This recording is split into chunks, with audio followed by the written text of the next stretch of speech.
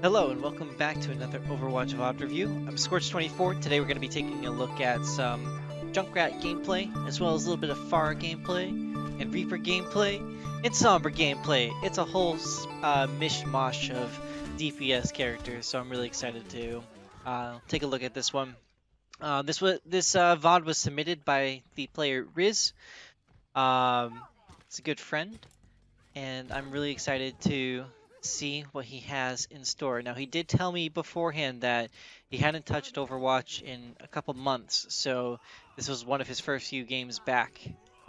So you will see that he is a little rusty, but we're in gold, plenty of space and time to improve. So let's just get underway here. But one of the things that I noticed when I was watching this gameplay earlier is as you're playing Junkrat, your positioning isn't that great. Junkrat gets a lot of value when he's in a spot enemies can't easily kill him. Like, that Junkrat already has his tire within the first 45 seconds of the match. So he's doing something right when it comes to aiming and his placement. So here we're just fighting on point. As a Junkrat, during this stage of the fight, I guess it's okay to do this, but you're trying to react with a projectile weapon, like a hit scan. And projectiles are much slower than your hit scan heroes. So one thing that I want to show you here is as a Junkrat, take notes from their Junkrat, right? You saw him pop himself up top. So you're fighting him here. Hold on. So he's going to go up to this high ground here for his ultimate. You can either use this high ground here after he dies, or this high ground to your right to just lob bombs down into the enemy team as they attempt to contest your team. Because as a Junkrat, your goal is to displace and be a constant nuisance of damage as the enemy team tries to hold on to the point. And since you're already up in numbers as you are capping the point right now, it's going to be very easy for you to get a lot of value by just applying damage into the zone um, as the enemy team attempts to contest. So that's all right. Still end up getting the kill on the Junkrat. I'm going to go over the combo with the concussion blast and your primary fire.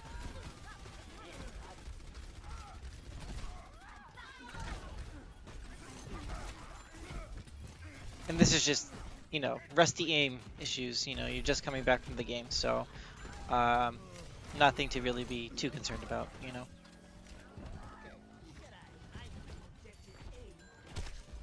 All right, so we want to apply the same kind of topics that we were just talking about with this capture point to the streets phase of Eichenwald.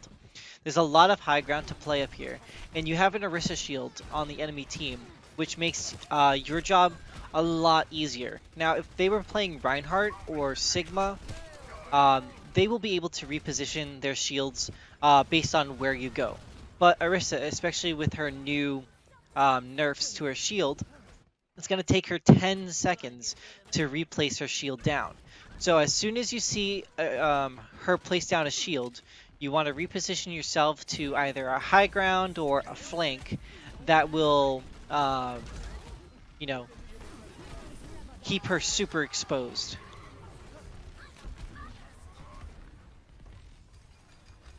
Nice save there with that tire.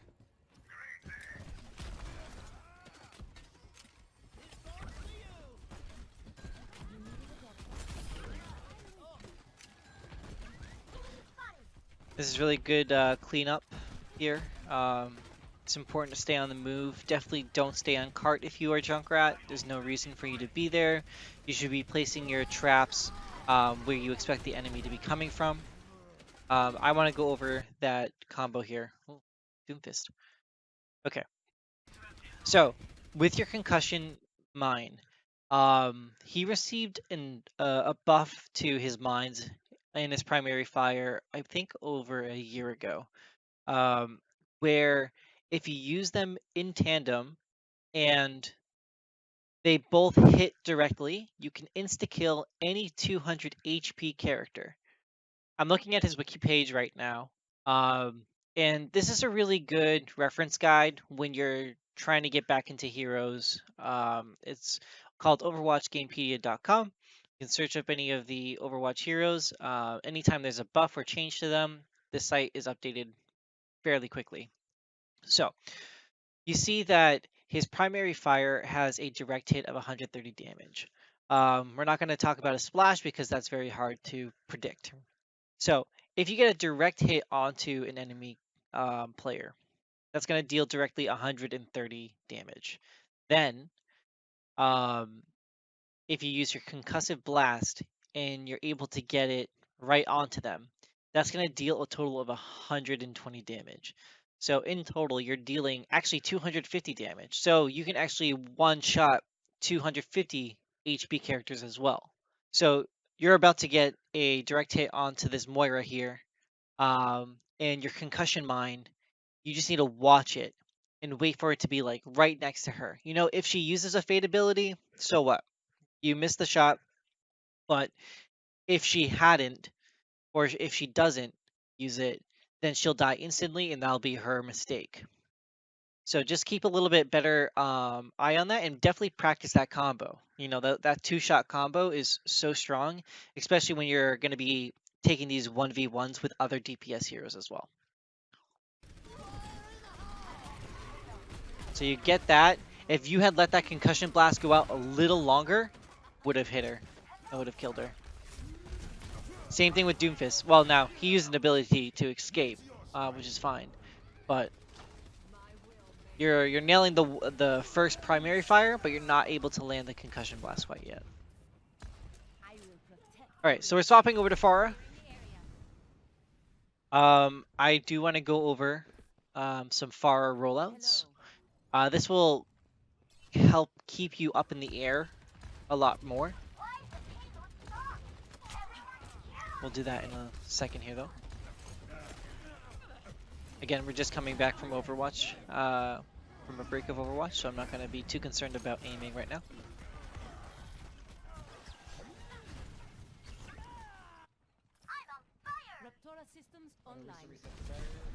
Okay, so you've tried two different rollouts, and they're both very ineffective. As you can see, you had to drop all the way back down to get there. So let's take a pause here, and let's hop into game, and I will show you how to roll out as Pharah. All right. So coming out of your spawn here, the best way to get elevation as Pharah, and this is ignoring your fuel reserves. The best way to get instant elevation is to look straight down, shoot at the ground, jump, and press your left shift. So it should look like this. And that's how you get instant elevation. Now, as you can see, I'm running out of fuel, and it's going to take me a little bit of time until my left shift ability comes ready. So what you can do instead is a more reserved fuel rollout, which will keep you elevated into the air the entire game. As a Pharah player, you really should never have to touch the ground. And by never have to touch the ground, I mean you should never be touching the ground. You're a much more difficult target to shoot in the air unless they have hit scan on their team, which I believe they end up swapping to McCree. But if they don't have any hit scans, shooting a Pharah who is up in the air all the time is very difficult to do and very difficult to coordinate on the enemy team. So what you want to do here is just use your fuel reserves up to the red line, and when you're there, press your left shift. And now you instantly have enough fuel to keep going. Now the red line is the gauge at which, when you press your left shift, you reach the top of your flight and your fuel bar is reset. So that's why when I say, as a Pharah, you really shouldn't ever be touching the ground. If you just keep this pattern in your mind, you will never need to touch the ground. And this is about the pace that you want to be using to keep an elevated flight. It's like kind of like a heartbeat, if you think about it. Now, it's not the same as the fire rate. A lot of people think it is, so they do that, and they end up running out of fuel a lot faster. And then when they go up, and they keep doing it, and they're in the middle of a fight, you'll see that while I'm maybe keeping my elevation, I am running out of fuel. But it's pretty close either way. Alright, and then the last rollout that I'll show you is just adding your concussive blast to the more sustained rollout. So you'll look down at the ground, walk forward, that's really important, and begin to use your boosts. And voila, you're up in the air, flying like an eagle.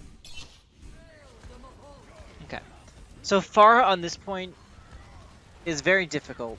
The spaces are close, but her advantage here is that she has a lot of coverage. So if you can utilize that these walls to your advantage, and just wait for the enemy team to feed into you, apparently, you know, she can be very strong. Now I can't say you're gonna get away with this a lot of the time, so just be aware of that when you go up against different team comps. Use these chandeliers, just like your Mercy was right there, to kind of just rest and get a second look at what's going on in the fight. All right, so you have your barrage, and yeah, perfect. You know, you got almost 3 people down. There we go. Marissa was killed off there. Genji needs to learn when to save his deflect. But yeah, I mean, I think every Pharah player and just about every DPS player knows that they want to get the D.Va out of mech before they use their ultimate. So good job holding onto your ultimate until you made sure that the D.Va was out. Nice job.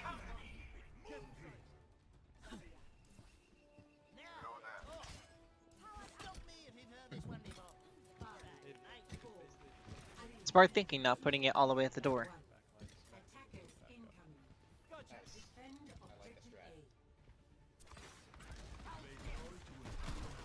Now, because your trap was there, you probably could have been pre-firing some grenades in that area to maybe confirm a kill. I like that flank, just obviously don't stay there too long. And this is going back to you positioning around or behind the Orisa shield. So, let's go here. So the Orisa is going to set up right here at this choke. You, as the Junkrat, should definitely go up here onto the bridge and just lob bombs down at them. You know, the Orisa shield won't be able to block your grenades. You can attempt to lob them on the back of this wall here to, you know, get some trick shots, I suppose. But you can also use your concussive blast, your concussive mine to, you know, displace the enemy team and allow your team to maybe get some picks as they go flying up into the air. So definitely play this a little bit more. Save a mine, though, for when you need to retreat. You should always keep one of your mines in case you get out of position. So if you, I think you've noticed it a couple times where you thought you had a mine to help you escape or get somewhere, but you didn't. So just keep that in mind a little bit more as you get back into the swing of things.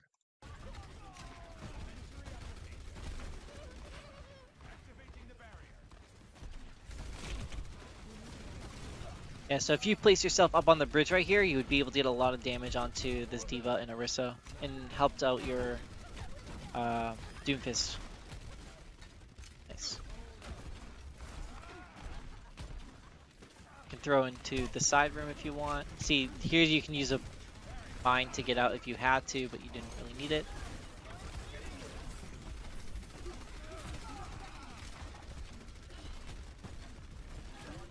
Yep, and we're just lobbing bombs here. Oh, bad luck.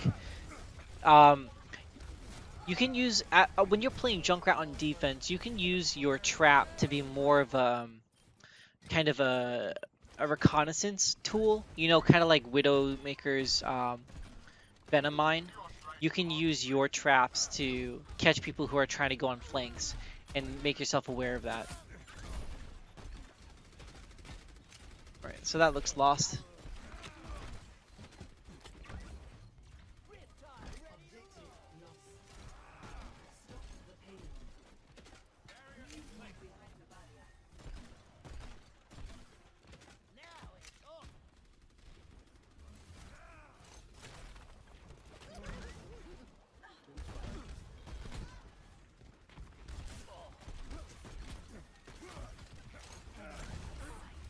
And don't try to use your mine too reactively. Try to make sure it's a little bit more planned out, you know.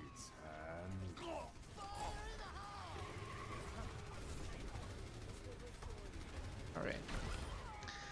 That's a weird use of Riptire. I would prefer if you kind of had a little bit more of a plan or a little bit more knowledge of where the enemy team was before you placed it. I know you saw the McCree and the Aristos grouped up, but they have a pretty mobile comp because of the Lucio.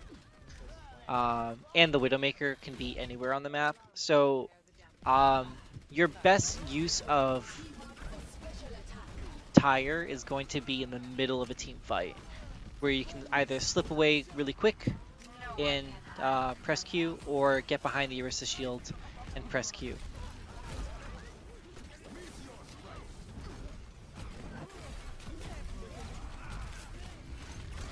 Oh, see that?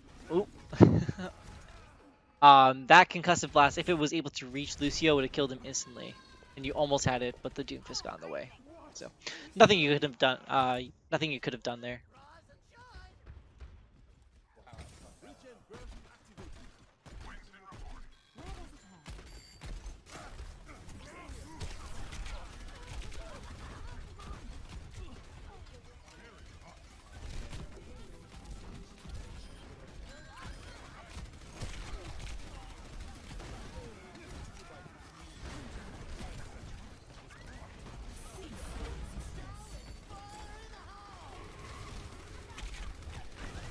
Oof. Yeah, that tie there was it was lucky. In most cases, especially as you begin to rank up, if you come at the enemy team directly with your Riptire, it's most likely gonna get destroyed, and it almost did there. But you know, this is low gold, so aim isn't particularly great across a lot of players. But you want to come from angles that they're not expecting. So if you can place yourself in an off angle to use Riptire and have it travel a short distance, that's going to get you some really optimal kills.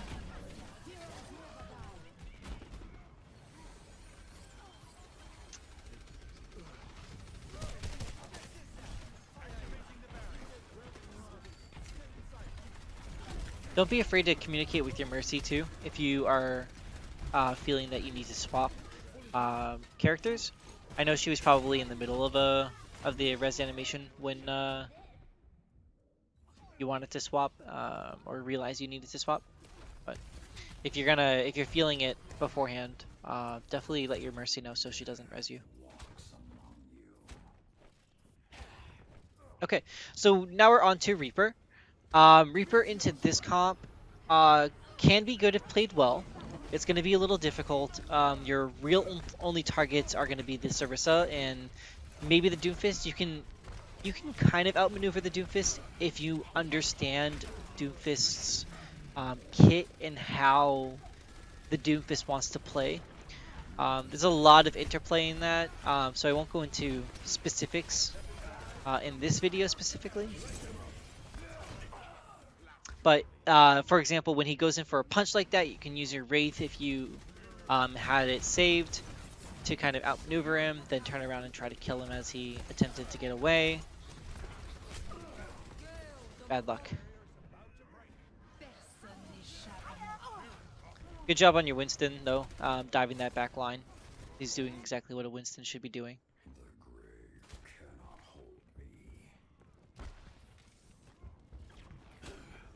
Yeah, so your goal here as Reaper is really to focus down this Orisa. You want to move past her shield, use your Wraith ability to get out if you need to, and kind of just cycle that process of going in, get some damage, cycle out.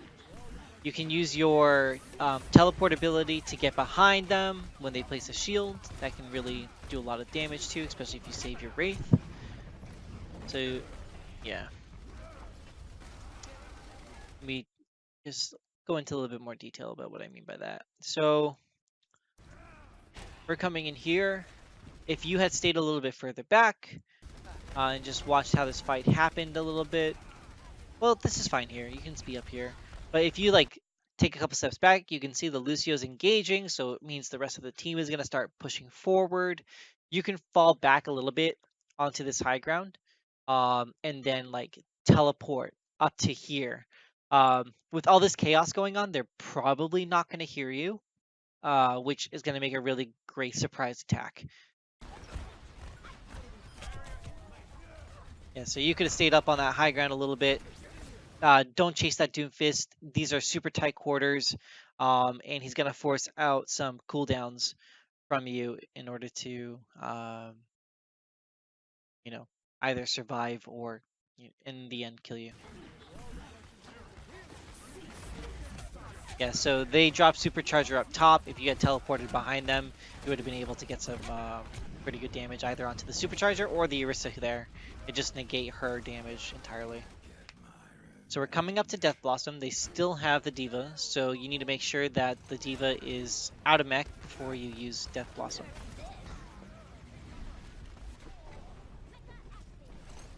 Alright. This is kind of just a regroup here. I think it was only you and the Mercy who were left alive, so, this is okay. But you should be communicating to your team that they are going into a 4v6, which is not good.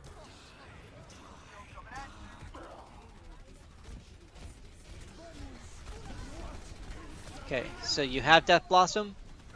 D.Va is your first priority. Doesn't happen, and you can see she saved... Oh, she didn't save the Lucio. Lucio ended up dying. But nonetheless, she ended up negating some of your ult's damage, which could have been more impactful and saved the point here.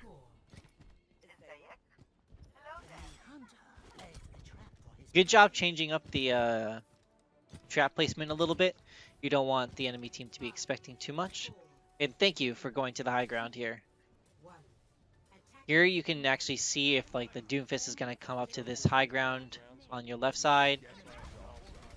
And again, you could have been lobbing some bombs into where your trap was to try and confirm that kill, because it sounded like it was the Orisa who was placing that down. Looks like you're also learning from your mistakes earlier, which is so nice to see, and you put your trap on the left to scout. So really great job there. Even though you didn't even see this video yet, you're already applying some of the methods that I'm talking about. It's a really good job. No need to worry about the Orisa shield here. She's really not doing anything, and she has another 10 seconds before she can use it again. So focus yourself on just repositioning and getting anyone who is trying to push in without a shield in front of them.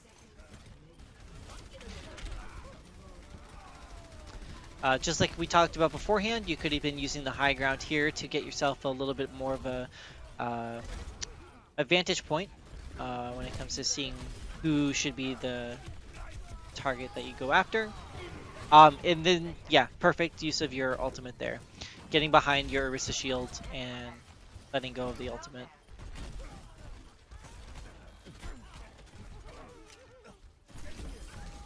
Great job. Cool, so we full held this time around. Let's see how we do on the attack. Alright, so it looks like we're on to the Sombra now. And they have a Symmetra. Seems like it crashes pretty often when I'm streaming to friends in Discord. So I guess we'll stop doing that. Interesting. I've seen Winston's do this, but I haven't seen a Sombra do this. Okay, I'm curious now. Hold on. We're gonna see if this is possible. So Sombra's translocator got a buff. It's now 5 seconds from the moment it is thrown, which is really actually a lot easier to do this portion of Ahorita the regreso. climb around, See you later. as we will call it for now. And you must throw it over the roof, whether you're in that corner or sliding off the roof like I was. So from here, you can obviously get the He hack off vuelto. onto like Irisa or whatever um, target is more important to help you get through this choke. Okay, so there's 3 hack targets, and as your team, as a team, you should figure out which one is the most important. So if you're worried about your team not being able to engage, you're gonna want to attack. You will want to hack the Doomfist. If you are afraid of your team not getting enough damage out, you want to hack the Diva. And if you're afraid of not being able to outmaneuver or do enough damage that's being countered by the healing, hack the Lucio. So those are your 3 targets that you really want to focus. You can ignore the shield because you have a very mobile comp. Um, so in this case, I would probably say Doomfist is the right target to hack at first. As soon as you can kill him, go ahead and get either the Lucio or the Diva. I would probably recommend the Lucio next, just to get a healer out of the way, you know? And as Sombra, you want to be farming up to EMP. That is your main target, so targeting tanks is a really easy way to do that, especially if you can get some headshots. So looking at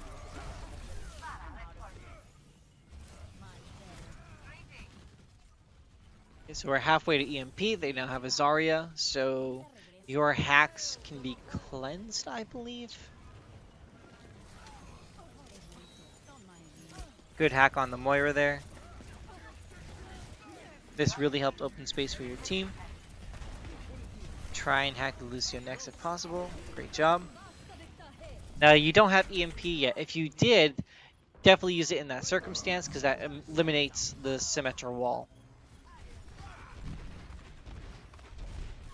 And all her turrets that are now littered on the point. But that's okay. You've eliminated Symmetra wall from coming up in the next fight. You're going to have your EMP on the next fight. Almost got that hack on the Lucio. That would have been really good. So they don't have a main tank anymore. They have the Zarya.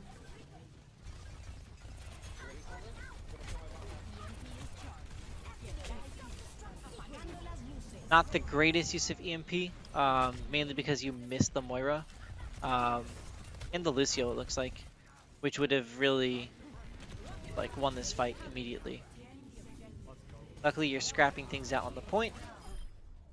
And the enemy team didn't get on the point, so you won. So again, some things to keep in mind for when you're playing these characters again in the future. Get a little bit better handle on your Junkrat, Mine, and Primary Fire combo. That can eliminate any 200 HP hero. With your Reaper, get a little bit smarter with how you position and how you use your Wraith ability against other DPS players. As Pharah, definitely practice your rollouts. That will allow you to get back into the fight faster after dying, as well as allow you to stay into the air for longer periods of time and hopefully never touch the ground. And finally with Sombra, you just want to get a little bit more familiar with which targets you want to be hacking, and that's going to be a little bit of team communication and gameplay. That's going to take care of it for today's video. If you like what you see, please make sure to drop a like and subscribe. I'm uploading videos every week, typically on a Sunday. And if you are interested in getting your own gameplay reviewed, check out the link in our description to the Discord channel where you can find information on how to submit a VOD for review. I'm Scorch24, and we'll see you next time.